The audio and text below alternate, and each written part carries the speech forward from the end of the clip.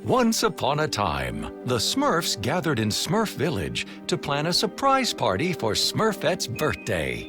You see, while every Smurf is special, Smurfette is particularly unique, since she's the only girl in the village. Her birthday was going to be Smurftastic, with singing, dancing, Smurfberry cake, and presents that didn't blow up, since none were from Jokey Smurf. But little did the Smurfs know that they were about to get a surprise from the evil wizard Gargamel. As they prepared for the festivities, the Smurfs were startled by the sound of Smurfette screaming in the enchanted forest. They ran quickly to see what had happened, but arrived too late. Smurfette had been smurfnapped by a mysterious stranger. As the stranger dragged Smurfette into the enchanted forest, a spell suddenly transformed the normally happy creatures of the forest into very mean ones.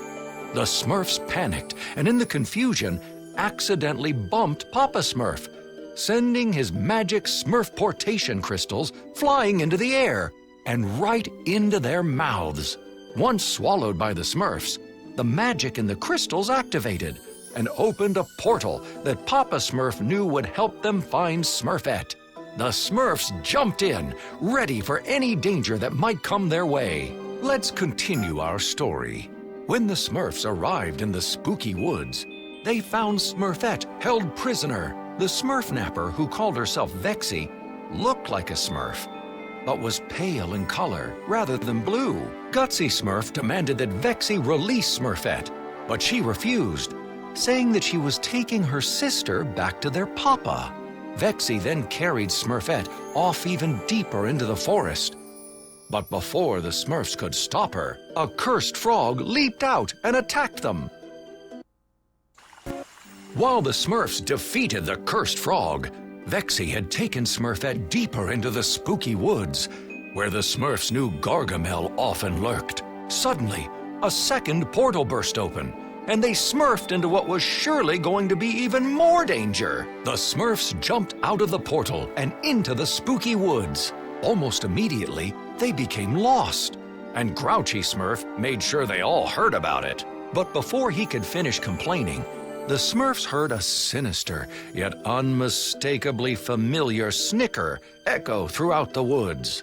Unafraid, the determined Smurfs pressed on in their search for their beloved Smurfette.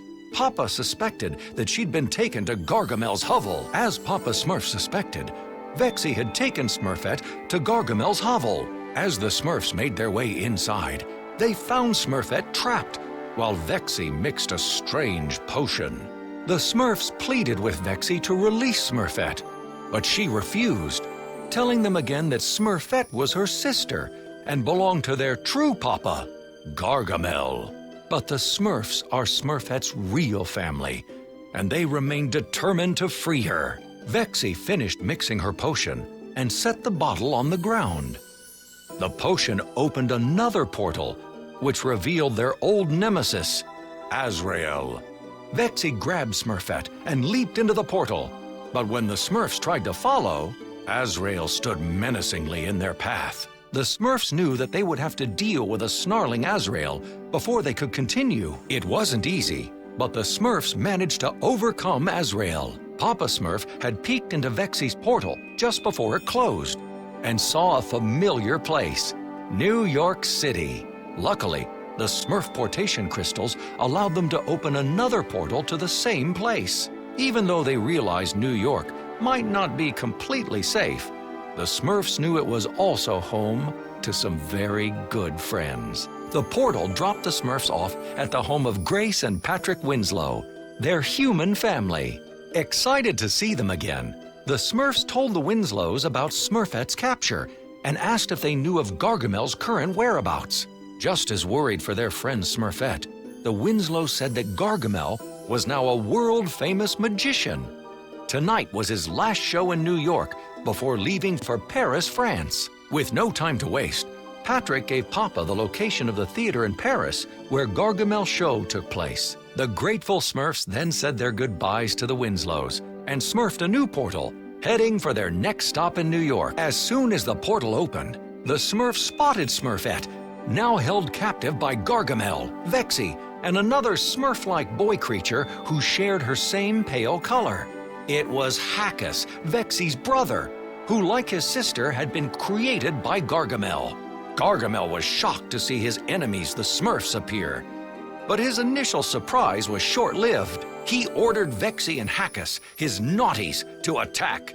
With tremendous strength, Hackus knocked the Smurfs back like they were Smurf bowling pins. The naughties forced the Smurfs to retreat into a nearby candy store, where the naughties continued their pursuit while Gargamel snuck off to conjure another evil spell.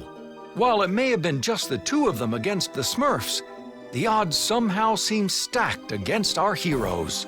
The victory over the naughties was sweet, but brief. Gargamel returned with Smurfette, now even angrier because his naughties had failed to stop the Smurfs. Vexy and Hackus retreated behind their master as he waved his wand in the air and declared that his evil plot had only just begun to unfold. At that moment, Papa Smurf smurfed a new portal so the Smurfs could escape with Smurfette. But Gargamel's magic covered it with a thick sheet of ice. The Smurfs slid on the slippery surface right into the frosty portal. The frosty portal deposited them alone on an icy mountain. Oh, the Smurfs have never been this cold in their entire lives. To make matters worse, it seemed that the Smurf-portation crystals had stopped working again. With no way to smurf a portal, the trapped Smurfs decided to explore the mountain, hoping to find shelter and somehow restore the power of the magic crystals along the way. Their desperate journey through the snow and ice led the Smurfs to the top of the mountain. Just when all seemed lost, the magic in the crystals suddenly returned, and the Smurfs prepared to smurf a portal to find Smurfette. But before they could leave, Brainy Smurf shakily observed that they were not completely alone. As the Smurfs turned to see what was frightening him, they were relieved to be greeted only by a cute polar bear cub. Oh. But Papa Smurf remained wary of Gargamel, and his fears were realized when he saw another spell headed directly for their new polar bear friend. Unknown to the Smurfs, this spell was also part of Gargamel's evil plan to prevent them from rescuing Smurfette. Now in Paris, Gargamel schemed to permanently rid himself of the pesky Smurfs. Despite many defeats in the past, he remained confident that this time he would prevent them from taking Smurfette. But just in case, Gargamel also carefully considered a backup plan. If ice won't cool them down, Gargamel mused aloud. But before he could finish, he was interrupted by an eager-to-please Hackus, who blurted out, "Then fire warm them up?" At first, Gargamel frowned at the slow-witted Hackus, but then recognized the unintended truth in what he said. If ice won't stop those infuriating Smurfs, then fire will. Gargamel uttered, "Our little Smurfs are so cold, they turn blue. It's time to turn up the heat." With a flick of his wand, Gargamel created a powerful energy that rushed out of his fireplace and into the streets of Paris, which lit up blue like a Smurfy Christmas tree. Meanwhile, back on Ice Mountain, the Smurfs managed to stop the poor polar bear cub who had been cursed by Gargamel. Papa Smurf struggled anew to smurf another portal, but the Smurf-portation crystals still weren't working properly. A portal eventually opened, but something seemed very wrong. It was swirling red and blazing hot. Papa tried to warn the Smurfs, but they were so eager to leave the bitter cold of Ice Mountain that they jumped in anyway. Left with no alternative, Papa joined his Smurfs, and together they smurfed into what Papa realized was almost certainly another of Gargamel's traps. Exiting the portal, the Smurfs carefully walked across a bridge, suspended over a giant pool of boiling lava, as a flock of silly-looking birds flew overhead. Papa Smurf knew that they would not have to wait long for another Gargamel spell. Back in Paris, Smurfette told Gargamel she believed that her family would still save her. Gargamel replied, How are the Smurfs going to save you when they won't be able to save themselves? Gargamel then cast a spell into the lava.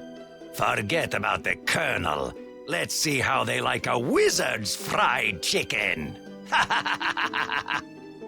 With the Phoenix beaten, the Smurfs were able to set their sights anew on Gargamel. Papa Smurf used the magic in the now restored crystals to finally smurf a portal to Paris. He reassured the nervous Smurfs that this time it would lead them to Smurfette. The Smurfs followed Papa Smurf into the portal and to what was sure to be their final confrontation with Gargamel. When they emerged, the Smurfs saw a tall, pointed tower. As usual, grouchy Smurf complained that it didn't seem they were in the right place. As if on cue, a flyer fluttered by, announcing Gargamel le Grand, proving that they were indeed on the right track. The Smurfs crept quietly into Gargamel's theater, where he was performing his magic show. But Gargamel still somehow managed to spot them and retreated behind the stage curtains to escape. The Smurfs gave chase, only to discover that Gargamel had trapped their sister Smurfette in his evil Smurfstractor, a machine designed to steal the essence of a Smurf. With a devilish grin, Gargamel proclaimed, "This is the end, my little blue Smurfs. Once I extract all of your essence with my Smurfstractor, I shall rule the entire world!" I'm the best for the job. Ow! Ow!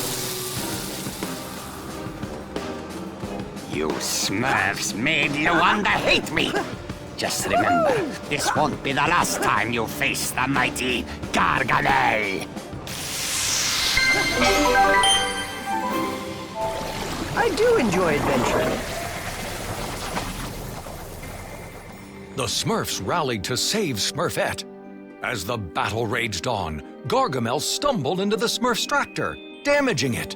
While he frantically tried to make repairs, the Smurfs freed Smurfette. But Gargamel still had his naughties. He called upon them to stop the Smurfs. But Vexy and Hackus hesitated. They had come to care about Smurfette. The naughties remembered how she had pleaded with Gargamel to feed them when he cruelly refused, showing them the power of love. Vexy and Hackus now joined forces with the Smurfs and tripped Gargamel into the Smurfstractor. It exploded and sent him high into the air, showering a rain of sparks, just like a fireworks show. While it had been a long and difficult quest to rescue Smurfette from Gargamel and Azrael, the Smurfs joyfully reunited and reminded themselves that family is always there for one another, no matter what the odds. Smurfette tearfully thanked Papa and all the Smurfs for saving her. With the group together, Papa Smurf opened a final portal to return them all to Smurf Village. But before they left, Papa Smurf noticed that Vexy and Hackus were also crying as Hackus sobbed, "Hackus leaking."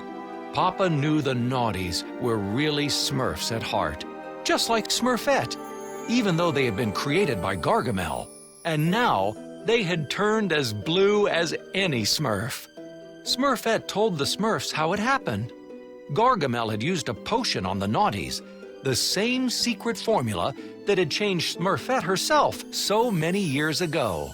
His plan was to transform his naughties into Smurfs, and then extract their essence too.